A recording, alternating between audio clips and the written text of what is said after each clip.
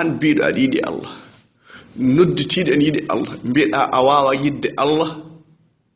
haa tengtina gille ma e Allah tengtinde gille ma e Allah woni ko jokkaade sukkaade ñamtinde almustafa sallallahu alayhi wa sallam la ilaha illallah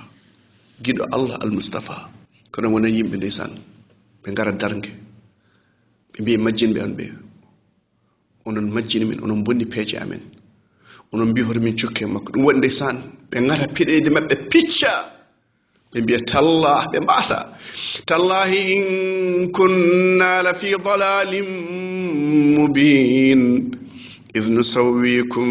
bi rabbil alamin wa ma adallana illa almujrimun la ilaha illallah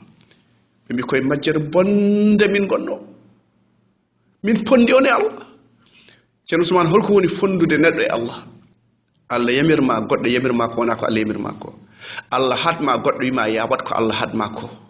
Allah addama sariya goɗɗo ara sawdina sariya Allah Allah wima ya sukko e almustafa goɗɗo wima ya sukko e neɗɗo tagaɗo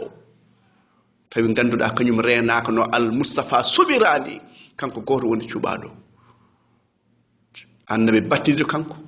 sariya wonta ar diina wonta ar hoto fijir diina ma nangu diina ma jiɗa Allah ɗum waɗi Allah wi ndeysan woni yimɓe ɓe kormo neɗɗo no ponno hormorade Allah ni ɓe jiɗa neɗɗo no ponno yiɗirde Allah ni ɓe cukko e neɗɗo no ponno sukkir ɓe ɗofto e neɗɗo no ponno ɗoftorade Allah ni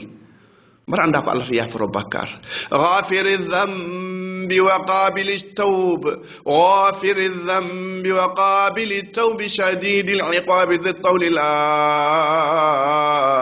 ilaha illa huwa ilayhi al-masir ala dewre sona Allah ko toon battande ɗum waɗi Allah wi ceerno Ousmane ومن الناس من يتخذ من دون الله أندادا يحبونهم كحب الله والذين آمنوا أشد حبا لله بنجد ندو نبون يدر الله بكل ندو بدمينو ندو أرسوك الله جوجي